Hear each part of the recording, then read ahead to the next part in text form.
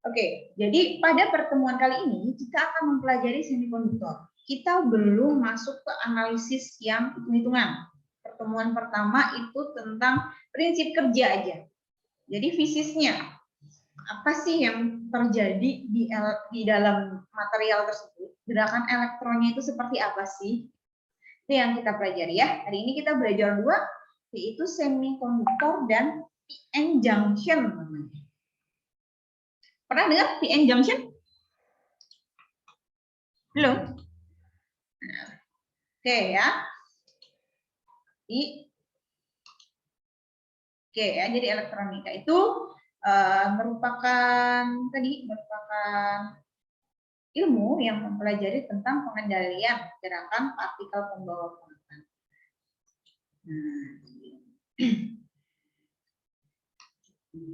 Nah, komponen-komponennya ya. Komponen elektronika itu sebetulnya bisa kita bagi menjadi dua, yaitu aktif dan pasif. Kira-kira bedanya apa antara aktif dan pasif? Apa itu komponen elektronika aktif dan komponen elektronika pasif? PPT ini sudah ada belum ya? Di Bismarck sudah saya unggah belum ya? Sudah ada yang sudah ya? Oke ya. Jadi tidak perlu saya share lagi ya. Komponen aktif itu yang kayak gimana? Yang sudah baca? Aktif itu dia dapat memperkuat sinyal ya. Sedangkan yang pasif itu dia nggak bisa memperkuat sinyal. Ya, pertemuan ini nggak ada hitung-hitungan, jadi mungkin ya kita dengerin ini ya penjelasan saya, kemudian nanti coba saya putarkan video gitu, biar nggak bosan-bosan banget. Nah, jadi yang bisa memperkuat sinyal itu adalah transistor. Nah, ini yang akan kita pelajari setelah UTS nih, transistor ini. Utamanya nanti sebagai rangkaian penguat ya, amplifier. Ini yang kita pelajari nanti. Di akhir semester Anda sudah bisa mendesain suatu rangkaian penguat sinyal. Jadi kalau sinyalnya kecil itu ingin diperkuat, diperbesar, gimana? Kemudian ada yang pasif. Pasif itu resistor, induktor, kapasitor. Nah, yang ini kemarin kan Anda belajar di ARL kan yang pasif. Sekarang di elektronika analog itu ada transistor dan dioda. Oke. Yang seperti ini. Kemudian, nah jenis-jenis rangkaiannya ada rangkaian diskrit dan rangkaian terpadu. Ya, rangkaian diskrit itu dihubungkan antar komponen di PCB ya. Misalnya ini ada resistor, kemudian dihubungkan dengan kapasitor, gitu kan? Ini di PCB gitu. Kemudian rangkaian terpadu ini IC. Nah, ini namanya IC nih ya, yang ini kotak ini. Nah, di dalam sini itu ada misalnya Anda pernah dengar gerbang logika? Logika AND, OR gitu. Pernah ya? Nah, itu di dalam satu chip ini bisa ada lebih dari satu gerbang logika. Bisa ada 4, bisa ada 3 gerbang logika. Nah, ini akan dipelajari lebih lanjut kalau IC ini di elektronika digital. Ya. Jadi kalau kita lihat elektronika berdasarkan datanya itu ada sinyal analog dan sinyal digital ya. Jadi elektronika analog tuh gambarnya sinyalnya itu kontinu. Nah, nanti sinyal-sinyal input itu yang kita punya itu gambarnya seperti ini. Sinusoidal seperti ini, sedangkan digital itu yang 1010 biner. Walaupun nanti ada kode-kode yang lain, tapi kebanyakan biner. Nah, di semester depan, setelah ini selesai, elektronika analog, itu ada elektronika digital. Elektronika digital merupakan lanjutan yang mana dia sinyalnya beda, sinyalnya biner. Ketika Anda belajar Proteus itu, nanti Anda bisa gunakan untuk praktikum elektronika digital atau sistem digital ya. Jadi nggak perlu belajar 2 kali lagi. Rata-rata begitu dosen-dosen di sini pakainya Proteus ya. Saya, Pak Marna, kemudian Kalau Pak Agus pernah dapat Pak Agus Purwanto, kelas Pak Agus Purwanto pernah ya project ya kalau ya Pak Agus project apa matwis ya? Pernah Bu. Dan APF Bu. APF itu apa sih? Analisis pengukuran Fisika. Kurang.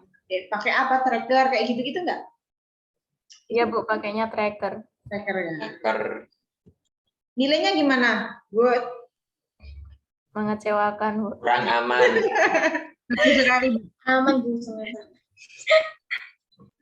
Ya, semoga nilai saya aman lah ya nilai saya. Amin. Amin. Oke. Balik lagi ya ke sini ya. Nah, jadi semester depan tuh. Mungkin semester depan kalau nggak dapet saya ya Pak Magna, Pak Uji gitu ya. Yang elektronika. Atau mungkin nanti ada dosen yang pegang elektronika yang baru. Sebetulnya saya itu bukan dosen elektronika ya, saya itu adalah dosen material. Cuma memang ya beberapa tahun ini ngajar elektronika. Oke, balik lagi ke sini. Nah, sekarang kita masuk ke semikonduktor. Ya, ini teori sekali lah ya. Pertemuan ini teori. Pertemuan depan kita hitung-hitungan. Ya, Anda siapkan kertas di pertemuan berikutnya. Nah, semikonduktor tadi sudah sempat dibahas bahwa semikonduktor merupakan material yang bisa bersifat sebagai isolator, bisa sebagai konduktor. Nah, di alam itu ya material semikonduktor itu contohnya adalah silikon, kemudian germanium, yang mana material-material ini, semikonduktor ini ya, itu punya 4 elektron valensi. 4 elektron valensi. Jadi yang punya 4 elektron valensi itu adalah material semikonduktor. Yang sering digunakan atau yang berlimpah lah ya kita bisa dapatkan dengan mudah adalah silikon. Nah, ya kalau Anda ingat-ingat lagi lah ya zaman dulu SMP kayaknya ya, insulator ada konduktor, insulator atau isolator ya, sama konduktor ada semikonduktor. Yang insulator dia punya resistivitas atau hambatan yang tinggi sehingga nggak bisa menghantarkan arus listrik sulit. Ini ada contoh-contohnya. Konduktor itu kebalikannya, sedangkan semikonduktor di antaranya. Nah, oke. Kemudian kalau isolator nih, isolator itu elektronnya itu terikat, ya, elektronnya itu terikat kuat di intinya, sehingga nggak ada elektron bebas. Jadi kalau kita mau melepas elektron ini, kita harus kasih energi yang besar lah untuk melepas ikatannya. Sedangkan konduktor, nah dia punya elektron bebas ya. Jadi dia nggak terikat kuat, ininya dia bisa bebas bergerak. Nanti kita lihat level energinya kayak gimana sih.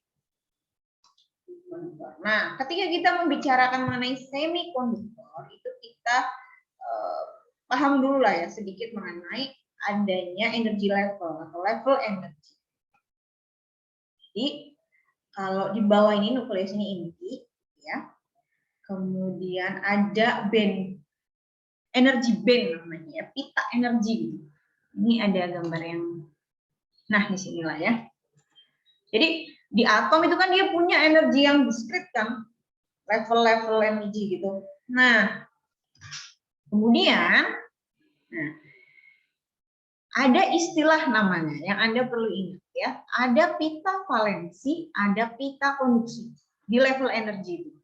Ada pita. Kalau misalnya saya jelasinnya terlalu cepat atau gimana langsung resen aja ya. Ada pita valensi namanya, ada pita konduksi. Material semuanya punya kayak gitu. Nah, bedanya apa antara insulator, semikonduktor, dan konduktor? Kalau insulator, valensi, ya, pita valensi adalah pita di mana elektron valensi itu berada, elektron terluar itu berada. Nah, pita konduksi itu adalah tempat di mana atau energi level di mana elektron itu bebas bergerak. Dia bisa establish conduction, ya, dia bisa bebas bergerak, bisa transfer, ya. Kalau insulator, band gap-nya nih ya, gap-nya itu energi gap-nya itu tinggi. Kalau konduktor, dia overlap. Jadi elektron valensi itu dia juga bebas bergerak kan, dia bisa dengan mudah untuk transfer, ya. Semikonduktor itu dia punya band gap, tapi band gap-nya kecil. Sehingga kalau saya kasih energi nih ya, saya kasih energi saya kasih energi di valensinya, elektronnya itu bisa ke atas dengan mudah. Kalau yang di sini insulator nggak bisa. Saya kasih energi terus ya. Misalnya gelas, saya panaskan, saya beri panas kan berarti saya kasih energi tuh. Saya panaskan, belum sempat elektronnya naik ke sini itu gelas sudah beratnya pecah atau meleleh atau gimana ya. Jadi terlalu panas gitu. Kalau yang ini enggak, kita kasih energi cukup untuk pindah ke pita konduksi. Gitu. Itu yang disebut dengan energi level dalam material, ya. Gitu. Ya, nah ini ya, dia ada di sini zona transisi Si, silikon dan germanium. Oke, sampai sini ada yang ingin ditanyakan? Jangan ngantuk kan? Ya. Oke. Nah, jadi tadi seperti yang sudah saya sampaikan bahwa silikon itu merupakan material semikonduktor yang mudah sekali ditemukan. Ya, dia punya 4 elektron valensi, ya, 4 elektron di kulit terluarnya. Totalnya kan 14 nih ya. Elektronnya 14, yang ada di pita terluar itu 4. Nah, keempat elektron tersebut itu berikatan kovalen dengan tetangganya. Jadi kalau ada silikon, silikon, silikon, silikon gitu. Ini kovalen ya, ikatannya kovalen, dipakai bersama gitu kan kalau kovalen. Jadi dia nggak punya elektron bebas, ya, karena kalau misalnya di sini ada silikon lagi, ini berikatan dengan silikon atasnya sini, ini berikatan dengan sampingnya sini, jadi nggak ada elektron bebas. Dalam suhu ruang, dalam temperatur itu silikon itu nggak punya elektron bebas, dia bersifat insulator. Nah, seperti ini ya kodenya. Bagaimana cara saya untuk membuat silikon ini jadi konduktor? Caranya dengan memberikan energi tadi kan, memberikan energi, maka ada cukup energi untuk memindahkan si elektron dari pita valensi ke pita konduksi. Ada elektron bebas. Nih ada elektron bebas, pecah ikatannya itu. Itu intinya seperti itu caranya, memberikan energi, kita panaskan. Nah, ya, kemudian, nah tadi yang kehilangan elektron tadi, tempat tadi ada elektron di sini lepas, kan ini ditinggalkan nih, yang ditinggalkan itu jadi kosong, namanya hole. Kalau elektron bermuatan negatif, hole bermuatan positif. Pokoknya apa yang kita pelajari hari ini, ya, itu terulang terus sampai besok. Jadi hole. Nah, pokoknya Anda tahu ya ada hole. Nah, ya gambarnya misalnya kayak gini ya. Saya lambangkan seperti itu. Nah, hole itu kan bermuatan positif. Ya. Karena dia bermuatan positif, dia bisa menarik elektron untuk masuk gitu ibaratnya, menempati kekosongan itu. Kalau si elektron ini ada yang masuk ke hole, bergabung, ada yang disebut dengan rekombinasi.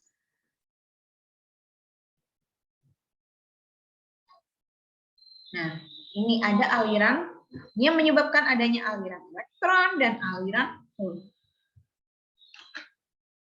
Kita ini sampai jam berapa ya? Sampai jam 12 kurang ya? Iya, Bu. Mohon bersabar ya. Ada rekombinasi. Oke. Kemudian, nah, ya intinya kalau ditambahkan panas, ditambahkan energi, ya otomatis akan lebih banyak elektron yang keluar menjadi free elektron gitu ya, elektron bebas. Gitu. Nah, oke. Sampai sini ada yang ingin ditanyakan dulu? Belum ada ya? Jelas ya? Nah, tadi ini kan cara untuk membuat silikon ini jadi konduktor itu kan dipanaskan, dikasih energi kan, kita panaskan, kemudian keluar, maksudnya ada free elektron, elektron bebas. Nah, gimana cara yang lain bisa nggak sih tanpa harus dipanaskan? Kalau misalnya nih device itu, kita mau kontrol elektron masa harus dipanaskan dulu alatnya? Kan nanti jadi rusak atau apa ya, komponennya kan nggak hanya silikon aja Bu, bisa yang lain. Oke, jadi ada istilahnya namanya semikonduktor ekstrinsik. Kalau yang tadi murni itu namanya intrinsik, ya, pure silikon atau pure germanium itu namanya intrinsik. Tapi kalau kita mau buat istilahnya kita doping dengan material lain itu namanya ekstrinsik. Doping itu yang gimana? Oke. Yang video yang kedua kemarin sudah ditonton semikonduktor, tentang semikonduktor atau belum?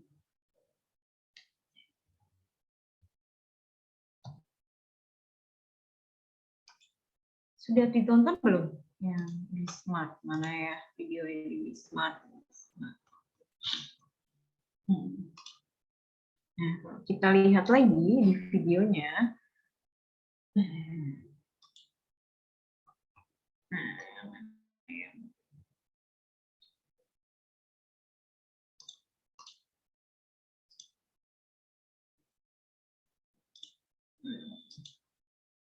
Yang ini sudah? Apa itu semikonduktor? Sudah ditonton? Sudah. Nah, di sini kan disampaikan di video ini kan, dicoba dijepit ini, gapnya dikasih silikon gitu kan. Kalau dipanaskan, kan dia baru lampunya nyala. Kalau nggak dipanaskan, kan lampunya nggak nyala gitu kan di video ini. Nah, seperti itu gambarannya ya. Kemudian,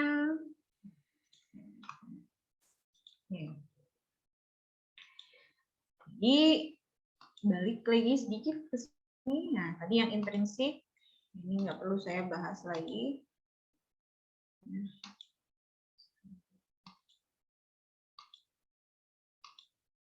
Oke, sekarang kita masuk ke aliran elektron dan hole. Jadi arus listrik itu apa sih? Arus listrik kan elektron yang mengalir, ya. Elektron itu mengalir dari mana ke mana? Elektron itu mengalir dari mana ke mana? Kalau kita kasih baterai, nih, kita kasih rangkaian gitu ya. Mana sih? Saya kasih gambar deh di sini. Nah, kalau misalnya saya punya nih, ini resistor biasanya, yang oke, sini A, titik A, kemudian di sini titik B. Elektron mengalir dari A ke B atau dari B ke A? B ke A. B ke A, oke. Ya, sini ya. Arus kan mengalir dari A ke B, kan? Gini toh? Sama kayak di sini ya. Nah, sini nih. Ini kan di sini ada hole nih. di sini ada hole. Kalau elektron kan sudah jelas ya alirannya. Nih kan, elektron mengalir seperti ini kan, dari yang negatif ke positif, gitu kan, aliran elektron.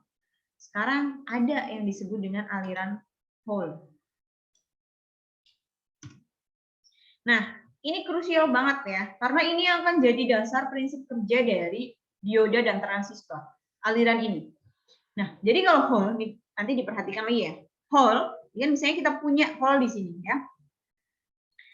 Kalau misalnya elektron, ada elektron misalnya lewat ya, misalnya di sini lepas, nah elektron itu bisa masuk ke sini ya, bisa masuk ke hole yang sini. Misalnya di sini lepas elektronnya, jadi free elektron masuk ke sini, kan berarti elektronnya gesernya ke sana, ya kan?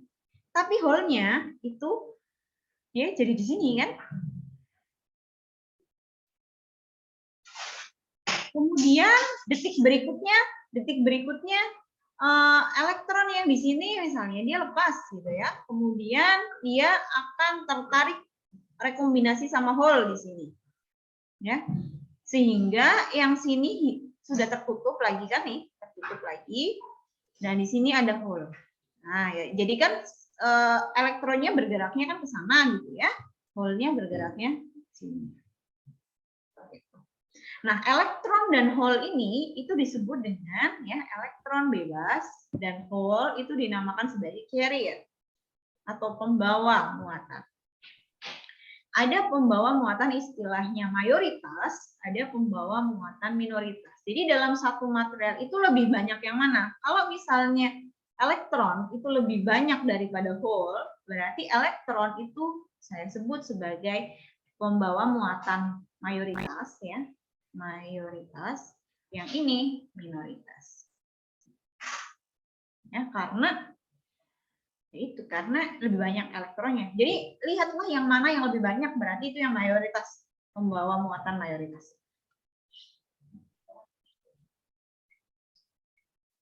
Itu ada yang mau ditanyakan sampai sini sebelum saya masuk ke doping? Halo? Maaf Bu, izin bertanya. Ya. Yang T sama dengan T1, T sama dengan T2 itu tuh untuk membedakan bagaimana ya Bu ya? Oh, ini hanya detik, misalnya ini detik pertama, di detik berikutnya hole-nya bisa berubah gitu ke sini kayak tadi itu, ini detik kedua, ini detik ketiga gitu. Gitu, Mbak? Oh, baik Bu. Ya. Ini ceritanya itu dari waktu ke waktu ini si hole berpindah gitu, karena elektronnya lepas masuk ke sini rekombinasi, di sini jadi hole. Kemudian begitu juga ini detik kedua ya. Kemudian ketika di sini elektronnya lepas, itu rekombinasi ke sini, hole-nya berubah jadi di sini di detik ketiga. Dan seterusnya. Tuh ada lagi? Belum? Oke. Kalau belum ada, kita masuk ke doping ya. Tadi kan saya bahas kan untuk membuat si semikonduktor itu bersifat konduktor gitu, kita bisa mendoping ya, mengganti tadinya silikon full silikon, kemudian kita ganti full silikon, kemudian kita ganti salah satunya ya. Mau yang mana? Maksudnya di situ mau kita tambahkan free elektron atau kita tambahkan hole ya. Tadi kan pembawa muatan ada dua, ada elektron, ada hole. Yang mau kita tambahkan di situ, yang mau kita buat lebih banyak itu yang mana? Kalau misalnya kita mau buat dia punya free elektron atau elektron yang bebas yang lebih banyak, berarti kita harus ganti silikon ini dengan menggunakan atom yang punya elektron valensi 5 ya. Kalau silikon kan elektron valensinya berapa tadi? 4. 4 ya. Kemudian keempat-empatnya habis dipakai untuk berikatan kan. Nah, sisa 1. Kalau misalnya kita punya 5 ya, atom yang elektron valensinya 5, 4 kan dipakai untuk berikatan dengan tetangganya dan 1 bebas ya. Kita punya di situ tanpa kita memberikan energi yang kayak dipanaskan tadi, kita sebenarnya sudah punya elektron. Jadi kita bisa menambah dengan atom pentavalen, punya 5 elektron bebas, ya, namanya donor. Kayak kita misalnya ini ya, tadi silikon gini, kemudian saya ganti dengan ya, atom punya elektron valensi 5, ini free elektronnya di sini. Saya ganti dengan fosfor ya. Nah, karena lebih banyak nih, biar gampang ya mengingatnya, karena lebih banyak elektronnya, elektron bebasnya itu lebih banyak, disebut dengan tipe semikonduktor tipe M.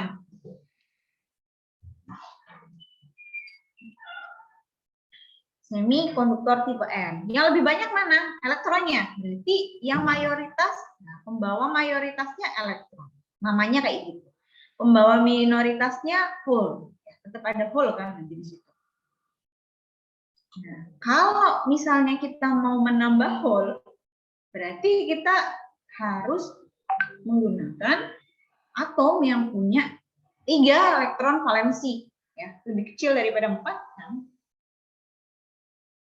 Kemudian contohnya boron gini ya. Nah, ganti silikonnya jadi boron. Nah, ada hole di sini. Ya. Jadi kalau nanti ada kita berikan tegangan gitu, ada aliran elektron gitu, maka elektronnya bisa rekombinasi di sini. Gitu. Itu semikonduktor. Selesai semikonduktor. Ada yang ingin ditanyakan terkait dengan ini? Nah, ya, tambahan sedikit ya, karena hole-nya lebih banyak, maka dia positif ya, tipe P namanya. Mayoritasnya, pembawa mayoritasnya hole. Itu aja sih.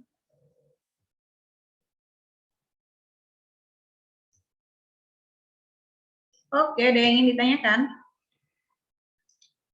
Hari ini ada 2 yang akan kita bahas. Pertama semikonduktor, kedua namanya PN junction.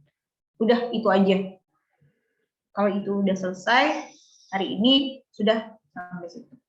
Ada yang ditanyakan? Belum ada? Oke, kalau belum ada saya yang tanya.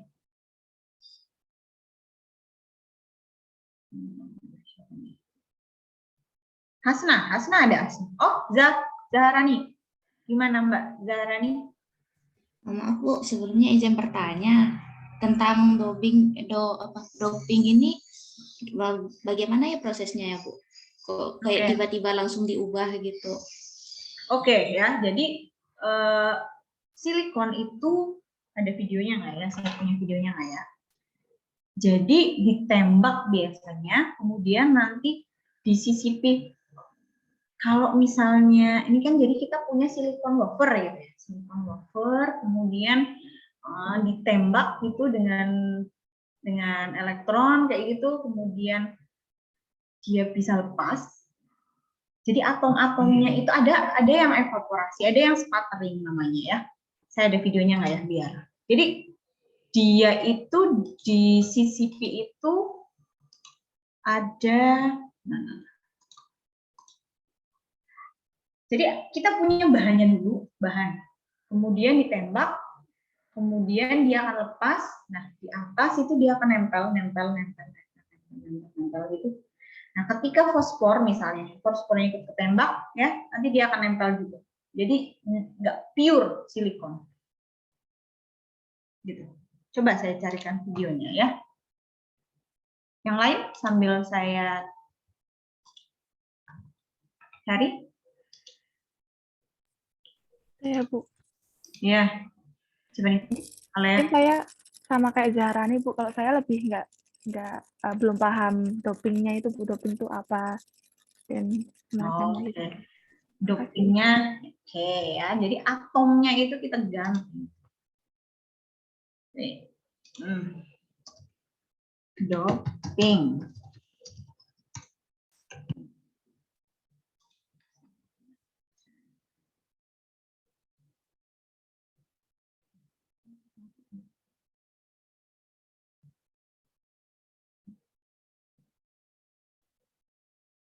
Coba ini. Talk about doping levels here for what we call intrinsic. Because we've Coba only ya. added trace impurities, the optical properties are nearly identical between the two samples.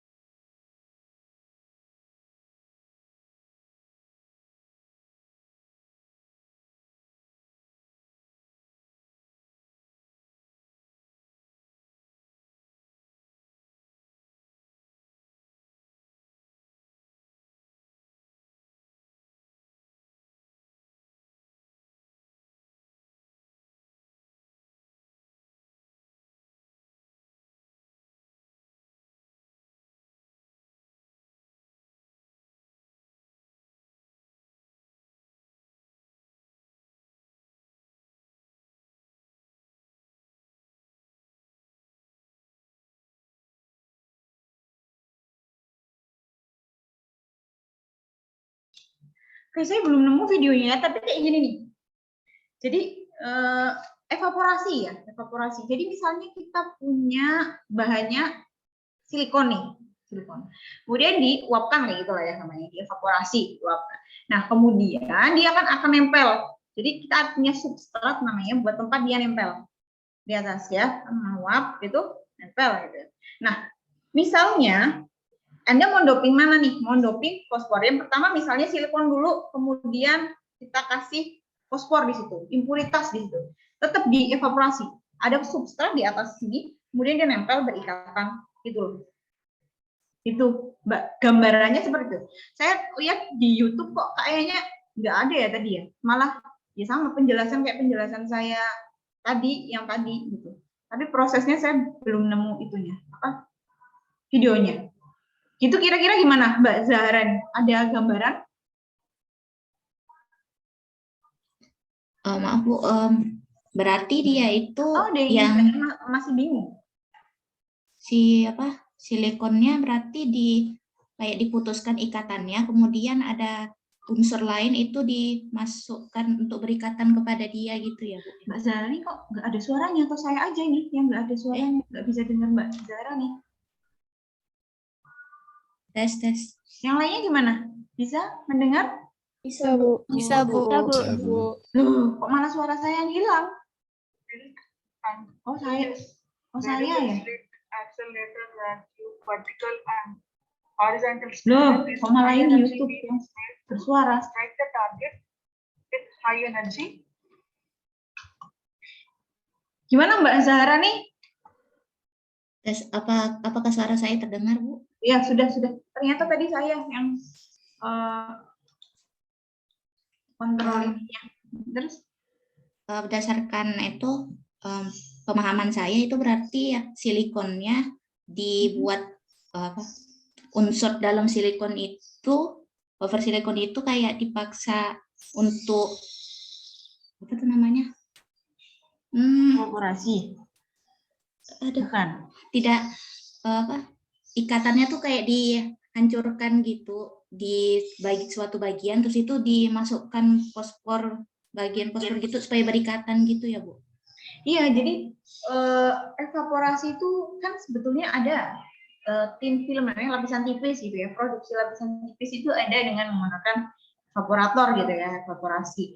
Jadi sumbernya dulu apa, misalnya saya mau silikon ya, saya punya silikon, kemudian saya evaporasi itu kan nempel ya di sini, nempel di substrat itu di atas. Nah, kemudian misalnya saya mau ada tambahan fosfor ya, saya kasih fosfor di situ, kemudian nanti dia juga akan sama berikatan di sini. Iya gitu. Baik Bu, terima kasih. Iya. Alea gimana?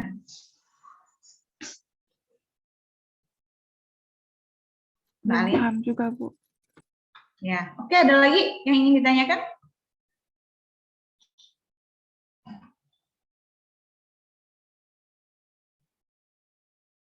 Belum ada?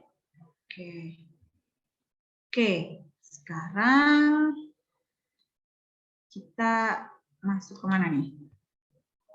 Di end junction ya.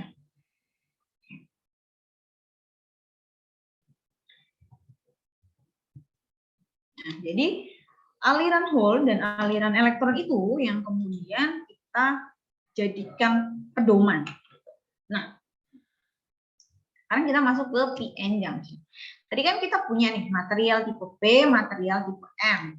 Kemudian apa yang terjadi kalau misalnya kedua material itu digabungkan? P dan N kita gabung, ya.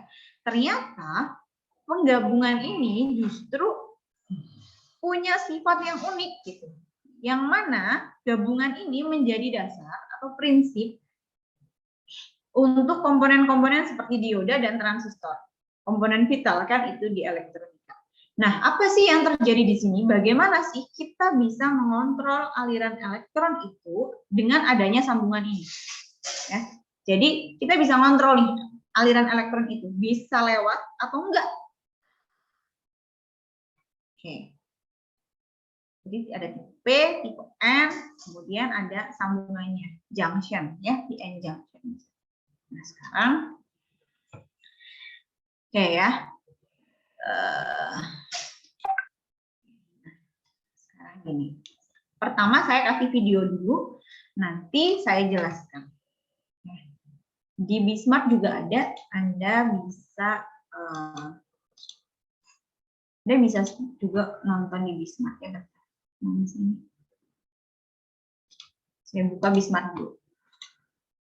Oke. Sebelum ini kuliah sama Pak Pika ya? Kuliah apa? Ya, Bu. Termodinamika. Membahas apa aja termodinamika? Dapat apa hari ini di termodinamika? Dapat pengertiannya, hukumnya.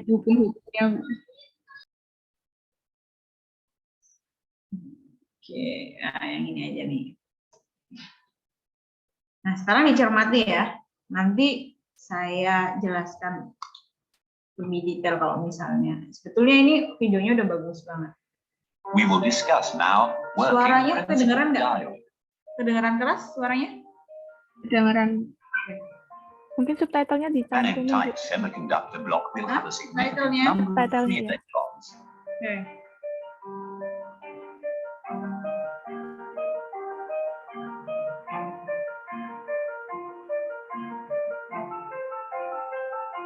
And very little number of holes.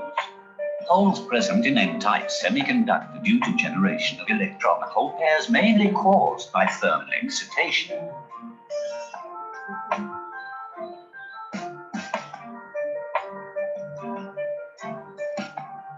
A P-type semiconductor block will have a significant number of holes.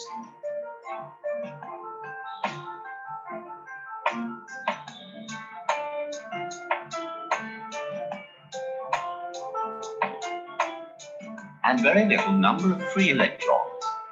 Free electrons present in P-type semiconductor due to generation of electron-hole pairs mainly caused by thermal excitation. Let us create a simple p-n junction diode. Let us join an N-type and a P-type material together. The majority carriers in N-type material are free electrons. The majority carriers in P-type material are holes. Let us see what happens at the junction of these two materials. Adjacent to this junction edge, free electrons in the N-type material will recombine with holes in the P-type material. As a result, there will be lack of free electrons and holes across this region. This region is called depletion region. We know that an N-type material is electrically neutral because the number of free electrons and positive donor ions are same in an isolated N-type material. Similarly, A p-type material is electrically neutral because the number of holes and negative acceptor ions are same in an isolated p-type material. After absorption of free electrons in n-type side of in depletion region, uncovered positive donor ions will remain there.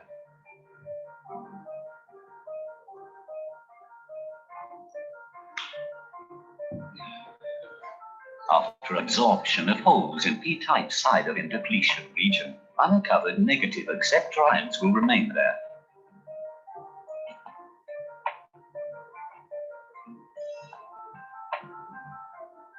This region of uncovered positive and negative ions is called the depletion region due to the depletion of free carriers in the region. Due to the presence of these positive and negative ions, a static electric field called as barrier potential is created across the junction.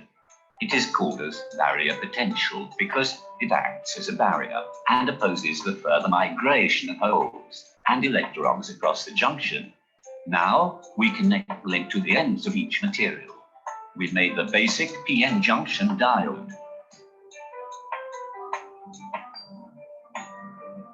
Now we connect positive terminal of the voltage source to the link connected to p-type side. And we connect negative terminal of the voltage source to the link connected to n-type side. In this condition, diode is said to be in forward bias condition. We already told that there is a barrier potential across the junction. This barrier potential acts in the opposite of the forward applied voltage. So there is no forward current through the diode unless the magnitude of the applied voltage becomes more than that of barrier potential. This voltage we refer as forward biased voltage. For silicon, forward biased voltage is 0.7 volts. For germanium, forward biased voltage is 0.3 volts.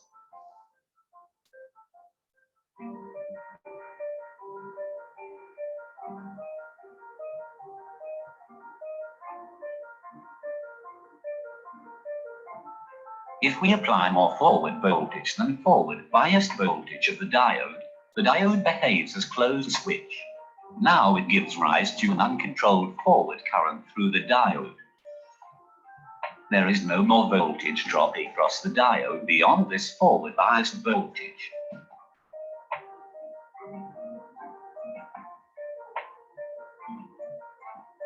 We can only limit the current by connecting external resistances series with the diode. Now, we connect negative terminal of the voltage source to the link connected to p-type side. And we connect positive terminal of the voltage source to the link connected to n-type side. In this condition, diode is said to be in reverse bias condition.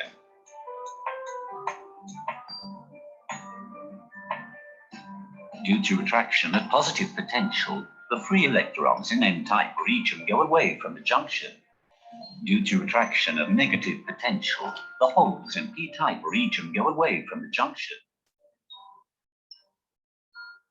This makes the depilation layer of the junction wider with increasing reverse biased voltage.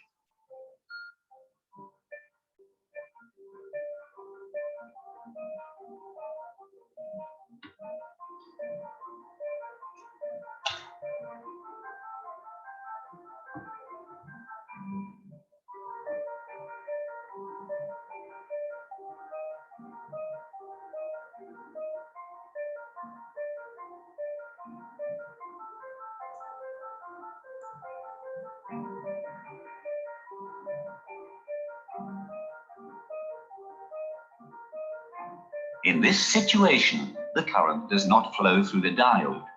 This is because free electrons in n-type region and holes in p-type region cannot cross this wide depletion region due to electrostatic force of the applied reverse voltage.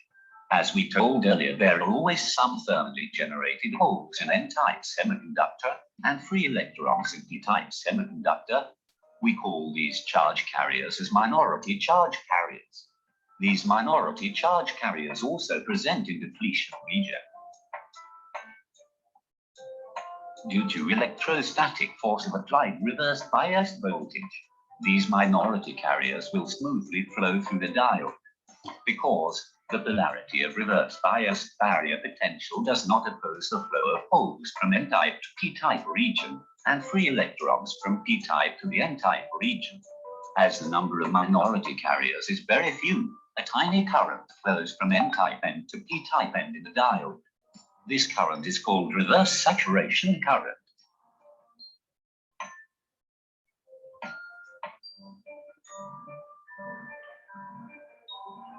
If we ignore this tiny current, we can say there will be no current flowing through the diode in reverse biased condition. So we have seen there are significant current through the diode when it is in forward biased. It blocks current when it is reverse biased. Hope.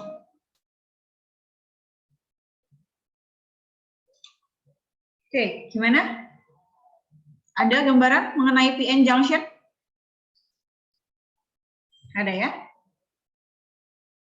Pusing ya?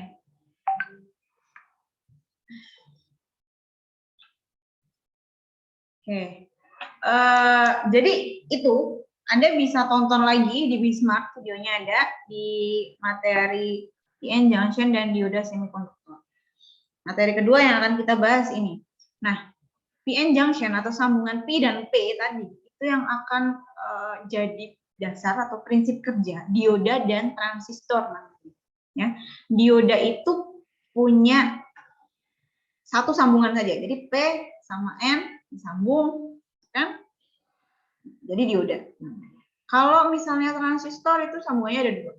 Bisa N-P-N atau P-N-P. Ya, disambung. Apa yang terjadi di sambungannya? Jadi transistor. Oke. Ada yang mungkin mau sedikit bercerita mengenai tadi? Masih mencerna? Mana tadi? Ini.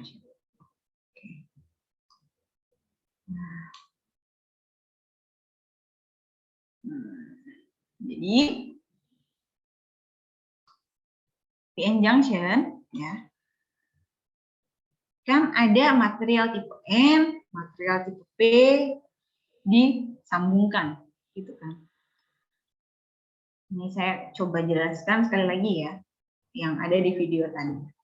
Nah, material tipe N itu dia punya mayoritas, pembawa mayoritasnya itu adalah elektron. Jadi ada elektron yang lebih banyak.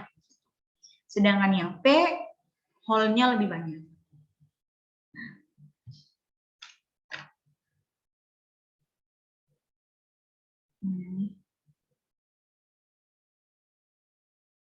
Ya elah. Mana sih pennya ini? Ya. Jadi ini kan ada elektron, ini ada elektron ya di sini, ini ada hole. Sorry. Ya, elektron, sini ada hole ya di sini, lebih banyak hole-nya ya. Nah, kemudian ketika dia disambungkan, ada rekombinasi namanya ya. Ada rekombinasi, jadi yang hole, yang hole di sini ya, hole itu akan ketemu dengan yang elektron ya, rekombinasi di sini. Jadi netral kan? Jadi netral gitu. Nah, ketika di bagian sini yang hole dan elektron itu sudah menyatu, kan di bagian N itu tetap ada positif kan di sini. Saya stop deh. Saya pakai OneNote aja sebentar. Saya bukakan OneNote biar lebih gampang.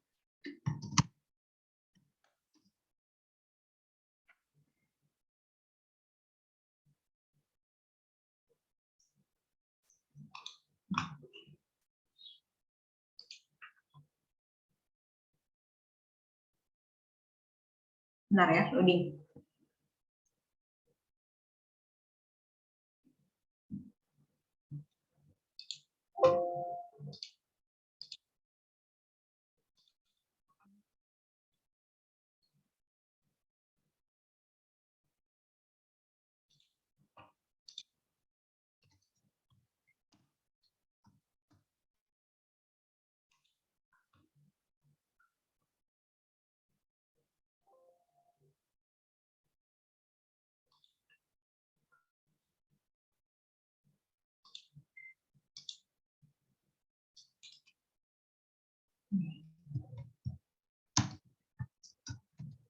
Saya buatkan catatan sekalian untuk kelas ini.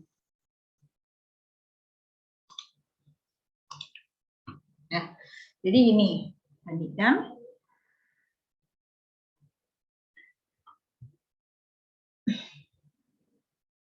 Ini kan. Kita punya material tipe N dan tipe P gitu ya. Ini kan ini N, ini P. Nah, N itu kan dia punya elektron banyak nih, ya punya elektron, tapi kan dia juga punya hole. Dia punya hole, dia punya hole, nah, punya hole gitu. Nah, yang sedangkan yang di sini dia punya hole banyak, positif gitu ya, positif, negatif.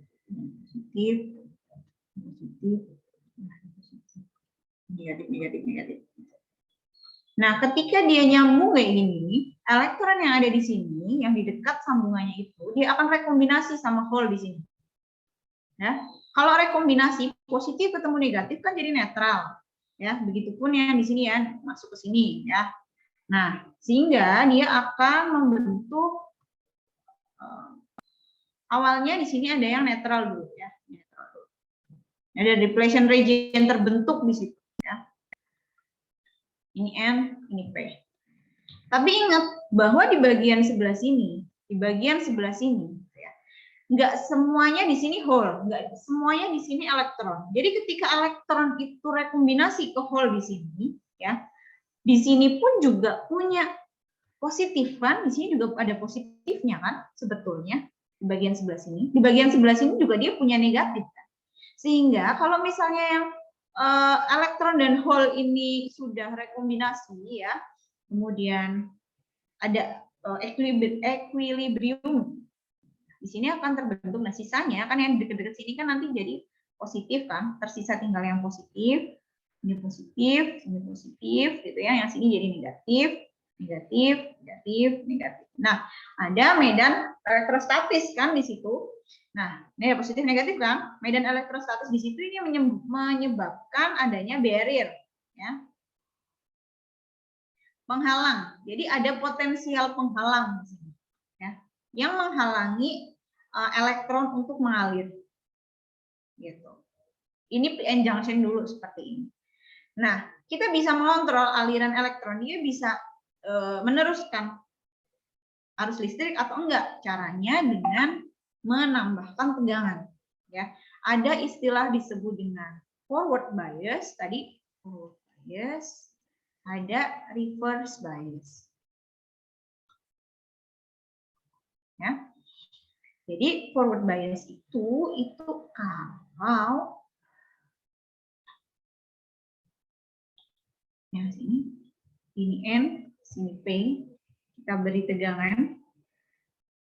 Yang kutub negatif itu masuk ke yang negatif, kutub positif itu masuk ke ini yang P-nya. Oke, sampai sini ya. Nah, N itu kan dia mayoritas negatif nih, mayoritas negatif. P itu mayoritas positif ya, mayoritasnya. Ketika di sini ada negatif ya, sini negatif, kan ini akan tolak menolak kan? N-nya, elektronnya ini akan terdorong ke sana. Ya, ini positif, ya, sini positif, tolak menolak ya. Ini akan terdorong ke sana ya.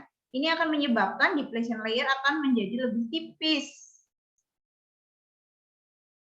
Itu depletion layer tipis. Saya beri tegangan ya, yang tegangannya ini misalnya V gitu ya. Ini apa nih? V barrier gitu misalnya. Ya, jadi ketika saya berikan tegangan V lebih besar dari V barrier, maka arus akan mengalir ya. Ini elektron, ada aliran elektron. Sampai sini paham? Paham ya? Itu untuk forward bias. Jadi kita bisa mengontrol aliran elektron dari sini. Nih, kontrolnya tuh di sini. Kalau reverse bias, itu ketika kita menghambat aliran elektronnya. Gimana caranya? Kebalikannya. positif baterai misalnya, kita hubungkan dengan yang N, dan yang negatif kita hubungkan dengan P. Oke.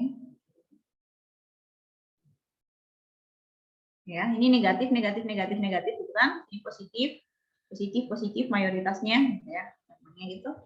Nah, ini akan tertarik ke sana, negatif kan ini positif nih, ini positif, ini negatif. Ini tertarik ke sana, ya, sehingga depletion layer-nya itu akan menjadi semakin lebar. Barrier-nya semakin besar. Ini arus tidak mengalir.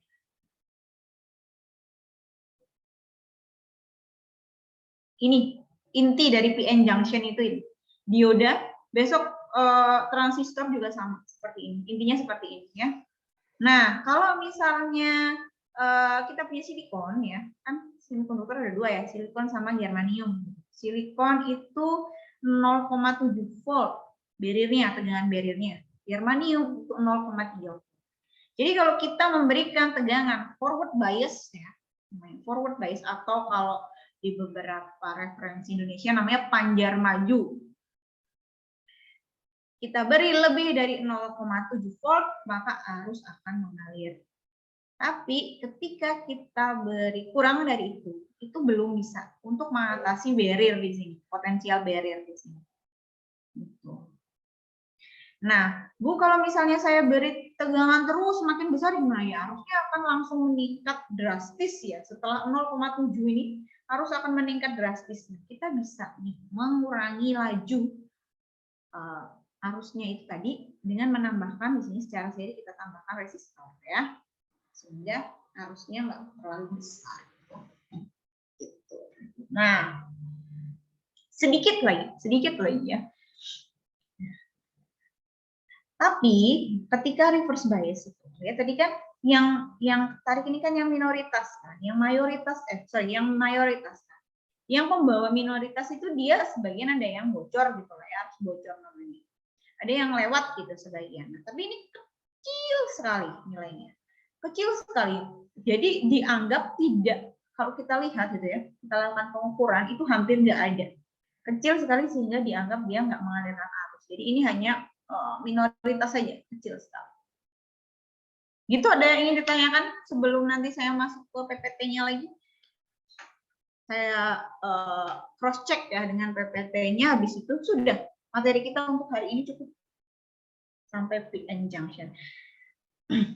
Ini perlu saya kirim nggak orator-oratornya? Nggak perlu kan ya? Perlu. Bu. Ya, perlu saya buatkan untuk kelas ini kelas. Ini kelas A ya? Bu. Oke ya.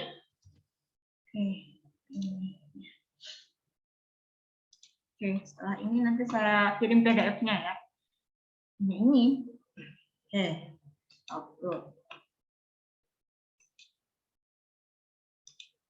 Nah, oke, kita balik ke sini. Sebetulnya itu PPT yang ini saya sampaikan itu tadi rangkumannya lah ya.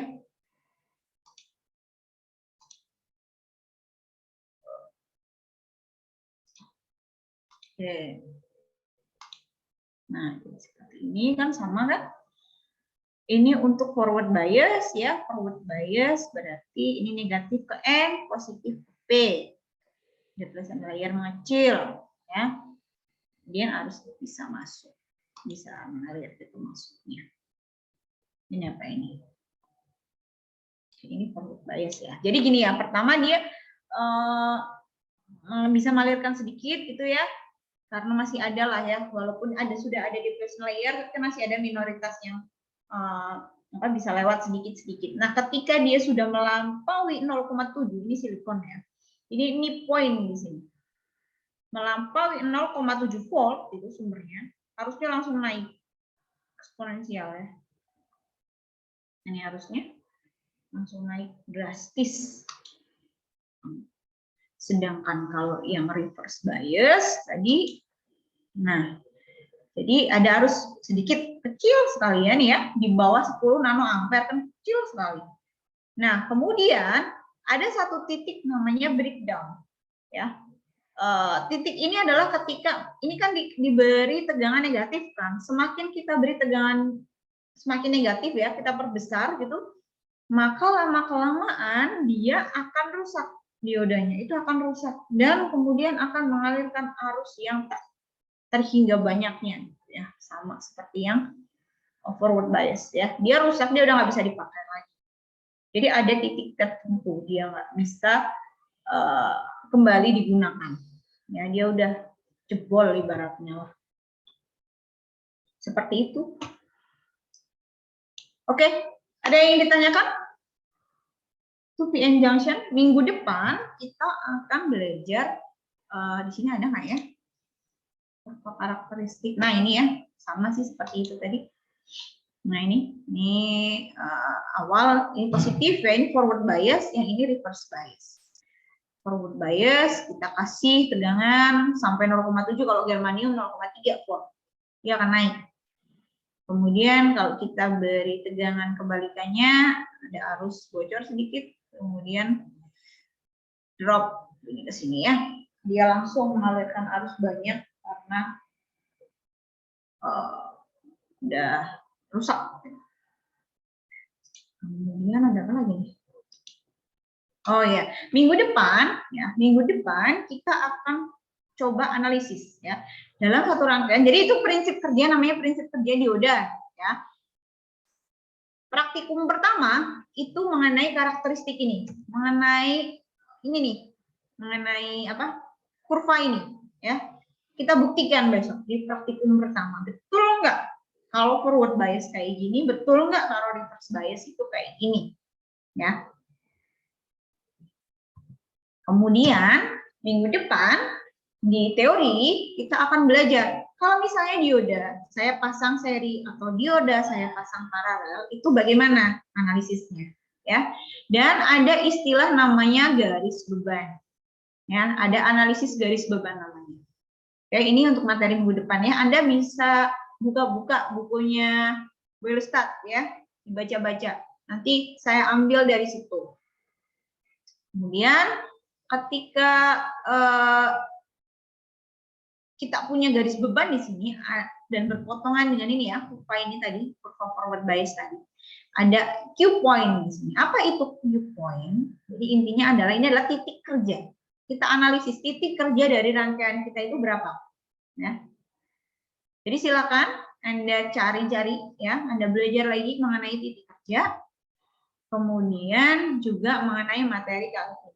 Ya, kalau misalnya belum jelas, Anda bisa tonton lagi videonya yang ada di Bismarck atau video penjelasan saya minggu depan. Coba deh, nanti saya tanya-tanya lagi ya untuk cerita forward bias atau reverse bias. Nah, tadi ini ya forward bias, reverse bias. Oke, ada yang ingin ditanyakan sebelum saya simpulkan? Bu, izin bertanya. Ya, Mbak Emi. Begini Bu, tadi untuk forward bias, kata Ibu ada arus yang mengalir ya Bu di daerah.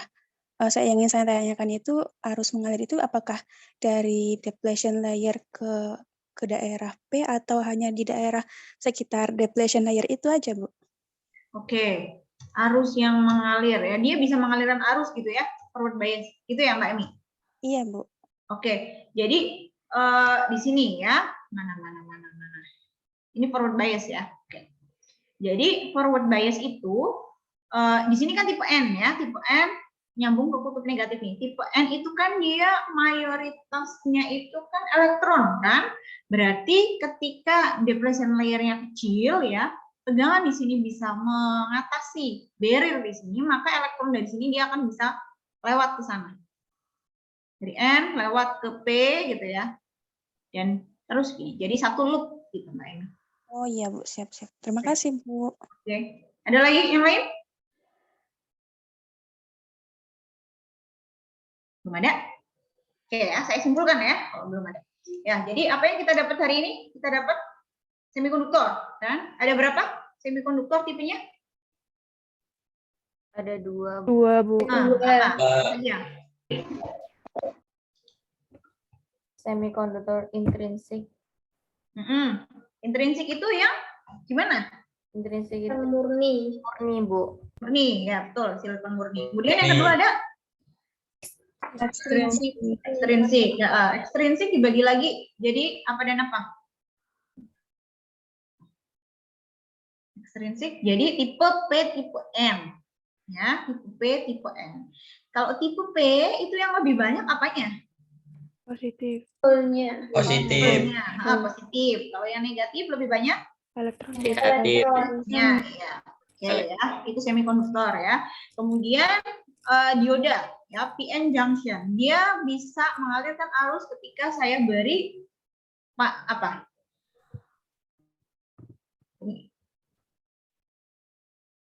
Gimana dia mengalirkan arus kalau gimana?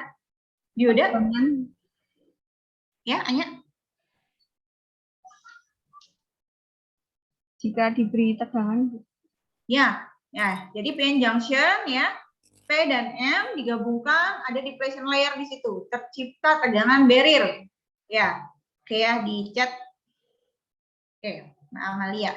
Ada tegangan barrier di situ ya. Tegangan barrier itu kalau kita beri tegangan forward bias ya, ingat ya, panjar maju yang lebih besar daripada barrier tadi, maka akan mengalir arusnya. Tapi kalau misalnya kita beri tegangan reverse bias, maka nggak bisa mengalirkan arus ya. Tapi kalau kita beri terus, maka diodanya akan rusak. Dia akan mengalirkan arus yang besar. Gitu ya.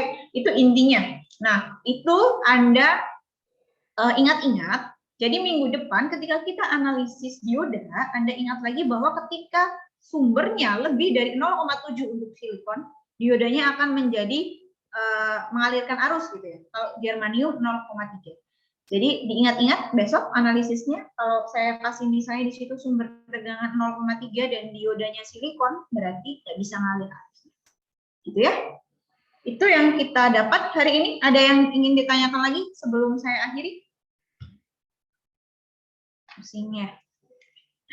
Minggu depan Anda siapkan kertas ya, Anda siapkan kertas, kemudian biasanya saya akan memberikan soal gitu, kita kerjain bareng-bareng, kita analisis sama-sama.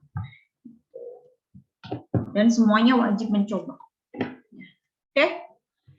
Kalau tidak ada bisa saya akhiri ya. Iya, Sampai ketemu hari Kamis. Oke. Baik, semoga apa yang kita dapatkan hari ini bisa bermanfaat untuk kita. Terima kasih atas perhatiannya. Sampai ketemu lagi hari Kamis. Wassalamualaikum warahmatullahi wabarakatuh. Waalaikumsalam warahmatullahi wabarakatuh. Terima kasih. Terima kasih, Bu. Terima kasih, Terima kasih, Ibu. Terima kasih, Bu. Terima kasih. Terima kasih, Bu.